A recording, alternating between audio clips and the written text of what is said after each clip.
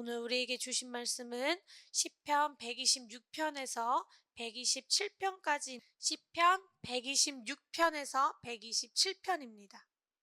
네, 시편 126편과 127편 제가 먼저 읽겠습니다.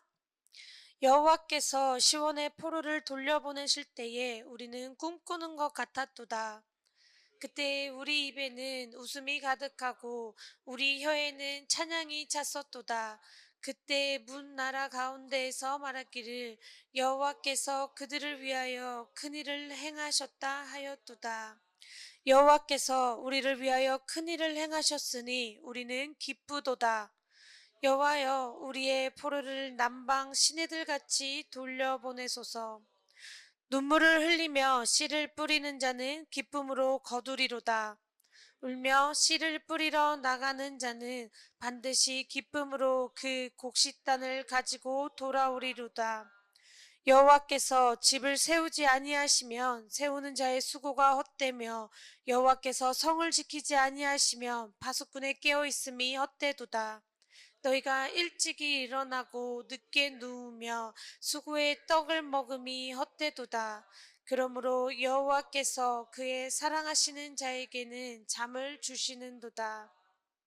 보라, 자식들은 여호와의 기업이요 태의 열매는 그의 상급이로다. 젊은 자의 자식은 장사의 수중의 화살 같으니 함께 읽겠습니다. 이것이 그의 화살통에 가득한 자는 복되도다. 그들이 성문에서 그들의 원수와 담판할 때에 수치를 당하지 아니하리로다.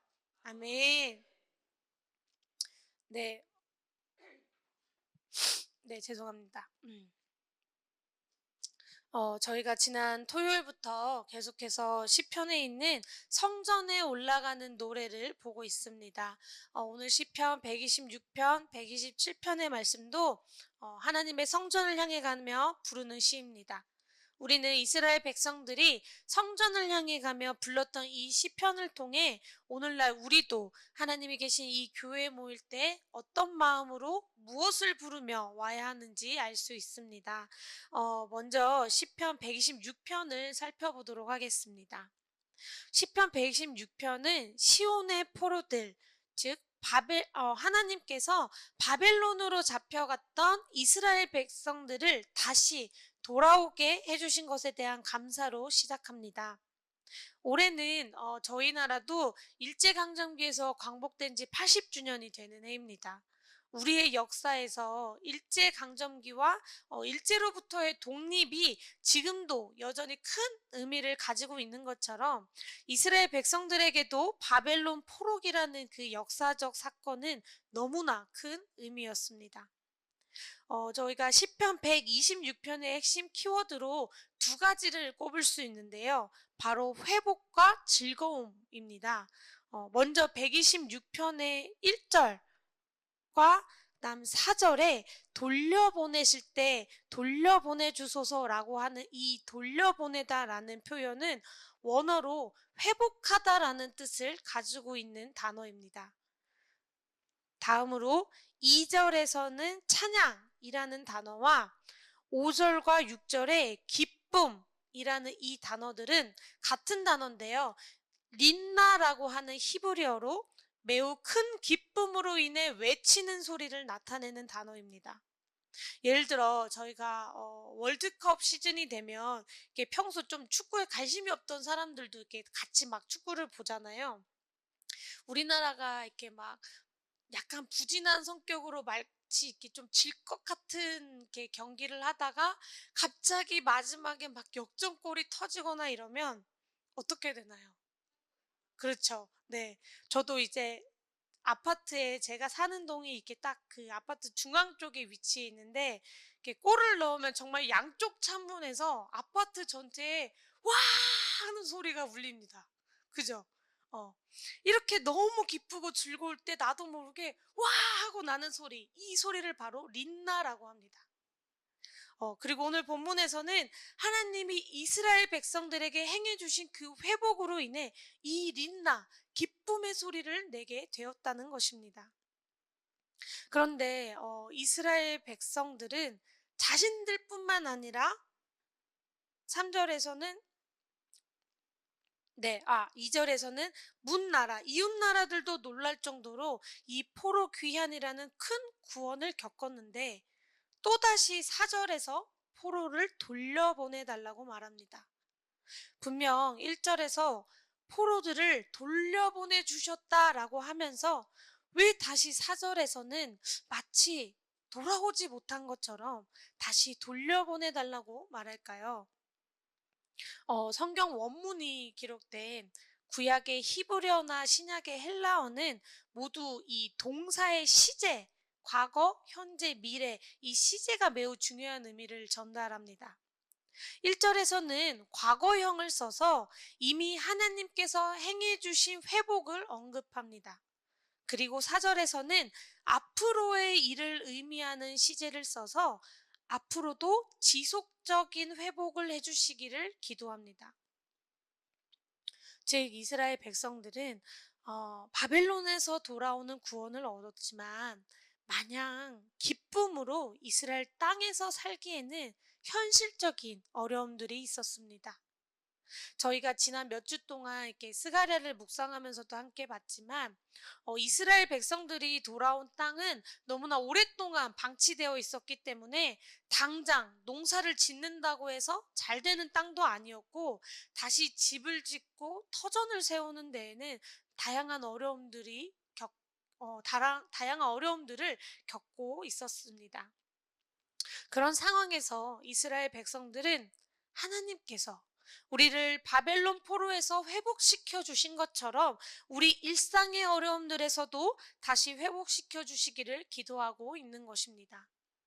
포로들의 돌아옴이 온전한 돌아옴이 되기를 기도하고 있습니다. 하나님이 이미 행하신 구원에 감사하며 앞으로도 지속적으로 도와주시기를 구하는 이 기도는 오늘날 우리에게도 동일하게 적용됩니다. 우리는 모두 죄에서 벗어나 하나님의 자녀가 되는 구원을 얻었습니다. 그런데 그것으로 우리의 구원이 끝이 났나요? 성경은 항상 순간의 구원과 과정의 구원을 함께 이야기하는 책입니다. 우리가 지난 7월에 요한계시록을 묵상했었는데요. 요한계시록을 통해 하나님은 우리에게 계속해서 무엇을 말씀하고 계셨나요? 바로 주님이 오시는 그날까지 우리가 주님을 뵙는 그 순간까지 믿음을 잃지 말고 굳건히 지키라는 것이었습니다. 하나님께 꼭 붙어 있으라는 얘기를 요한계시록을 통하여서 계속해서 우리에게 반복적으로 말씀하셨습니다. 우리는 이미 죄의 종이 아닌 하나님의 자녀가 되는 회복을 얻었지만 여전히 하나님께 지속적으로 회복을 구하는 기도를 멈추지 않아야 합니다. 세상이 주는 상처들 때문에 믿음을 지키기엔 너무 고달플 것 같은 이 상황 속에서 우리가 다시 바벨론을 그리워하지 않도록 출애굽 광야에서 이스라엘 백성들처럼 우리도 이럴 바엔 차라리 애굽에서 종살이 하던 때가 더 나았다라는 말을 하지 않게 되도록 우리는 계속해서 주님의 도우심, 회복을 구해야 합니다. 126편에서 5절과 6절을 우리 함께 같이 읽어보겠습니다. 5절과 6절입니다. 시작. 눈물을 흘리며 씨를 뿌리는 자는 기쁨으로 거두리로다. 울며 씨를 뿌리러 나가는 자는 반드시 기쁨으로 그 곡식단을 가지고 돌아오리로다. 아멘. 시편 저자는 우리가 지금은 사는 게 쉽지 않고 눈물을 흘리며 당장 결과가 눈에 보이지도 않는 일을 하고 있지만 반드시 기쁨으로 그 결과를 얻을 것이라고 확신합니다. 이 확신이 어디서 나올까요? 바로 1, 2절에서 말하는 그 감격에서 나오는 것입니다. 우리를 이 바벨론에서 회복시켜 주신 하나님께서 당연히 우리를 이 일상에서도 회복시켜 주시지 않겠는가? 여러분, 우리는 죄의 종에서 하나님의 자녀가 되는 너무나 큰 구원을 얻은 사람들입니다. 여전히 세상은 우리가 마지막 천국 가는 그날까지 계속 넘어지도록 하나님께서 떨어지도록 유혹하고 공격하지만 우리를 죽기까지 사랑하신 그 하나님께서 우리가 믿음을 지키고자 간구할 때 우리의 기도를 들으시고 지켜주신다는 것을 믿으시기 바랍니다. 그리고 혹시 아직 그 구원의 감격을 느끼지 못한 분이 계신다면 그 구원의 감격부터 시작할 수 있도록 기도하시기 바랍니다. 저희 목사님께서 설교하시면 어릴 적 본인이 처음 이 예수님을 만났던 그 뜨거웠던 때를 종종 이야기하시죠. 그 만남의 감격으로 하나님을 향한 믿음과 기대가 시작되었기 때문에 이미 막 너무 몇십 년이 지났어도 그때를 빼놓고는 지금의 신앙을 이야기할 수 없기 때문입니다. 저 역시 마찬가지입니다.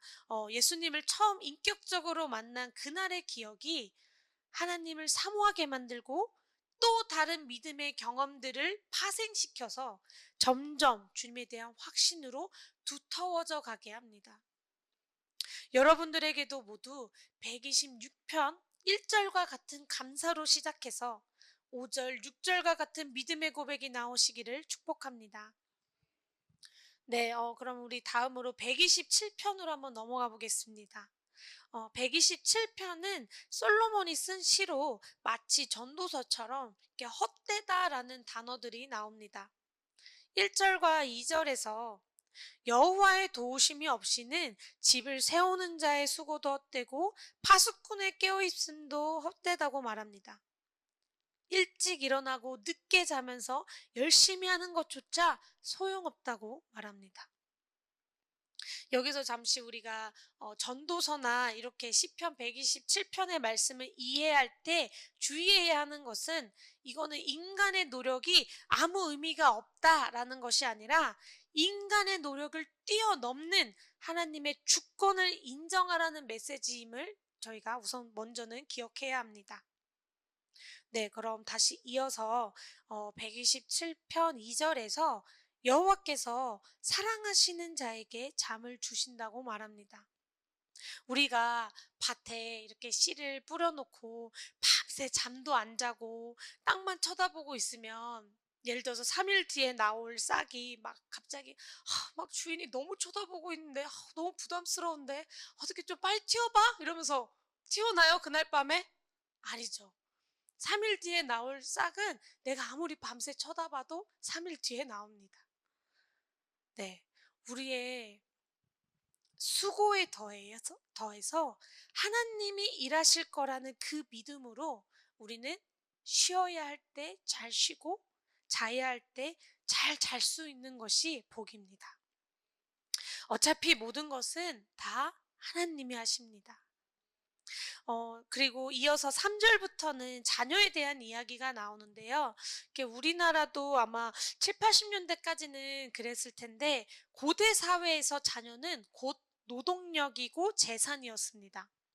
자녀가 얼마나 많은가가 곧 한 집안의 경제력과 연관되었습니다.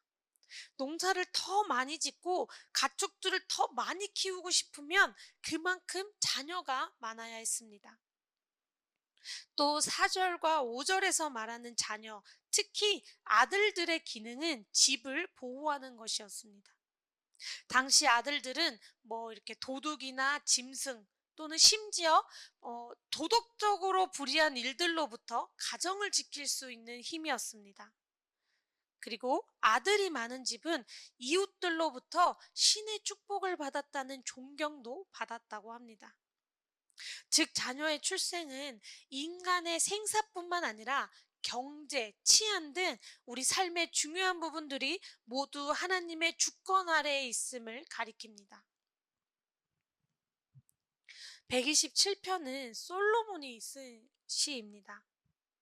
모든 것을 누리며 화려하게 살았던 솔로몬이 삶의 지혜가 쌓일수록 깨달았던 것은 결국 모든 것이 하나님에게서 나온다는 것입니다.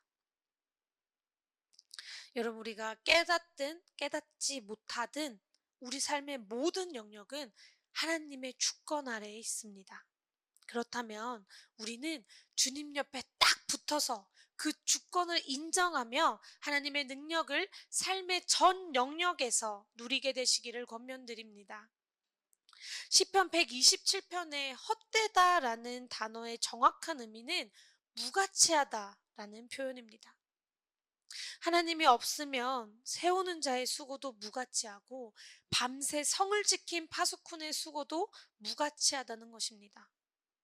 그렇다면 반대로 이렇게 우리의 수고가 가치 있게 되려면 어떻게 해야 될까요? 하나님이 계시면 됩니다. 우리가 하나님에게 딱 붙어 있으면 됩니다. 하나님이 계시지 않는다면 앞장 126편 5절 6절에서 눈물로 씨를 뿌리는 자의 수고도 그저 눈물로 끝나버릴 수 있습니다. 그러나 하나님이 계시기 때문에, 하나님이 나를 도와주실 거다라는 그 믿음이 있기 때문에 수고하며 눈물로 씨를 뿌릴 수 있는 것입니다. 하나님이 내 삶을 책임져 주실 것이기 때문에 우리는 오늘 하루도 각자에게 맡겨진 일들을 가치 있게 해나갈 수 있습니다. 우리를 도우시는 하나님이 동행하실 때 우리의 수고는 귀한 예배의 재료가 됩니다. 오늘 하루도, 그리고 이제 시작된 한 주 가운데서도 각자의 자리에서 충실히 예배의 재료를 준비하시는 여러분들의 삶이 하나님으로 인해 더욱 가치 있게 되시기를 축복합니다. 기도하시겠습니다. 우리의 구원자 되시며 주관자 되시는 주님, 주님을 찬양합니다. 모든 천지의 만물이 주님의 주권 아래에 있음을 인정하며 찬양합니다. 우리의 연약함을 도우시고 날마다 주님이 주시는 능력으로 회복하는 삶이 되게 하옵소서. 우리의 땀과 수고가 헛되지 아니하고 주님의 은혜로 귀한 예배의 재료가 되도록 도와주시옵소서. 오늘 하루도 주의 말씀을 찾아 예배하는 자들을 축복하여 주시옵소서. 감사드리며 예수님의 이름으로 기도드립니다. 아멘.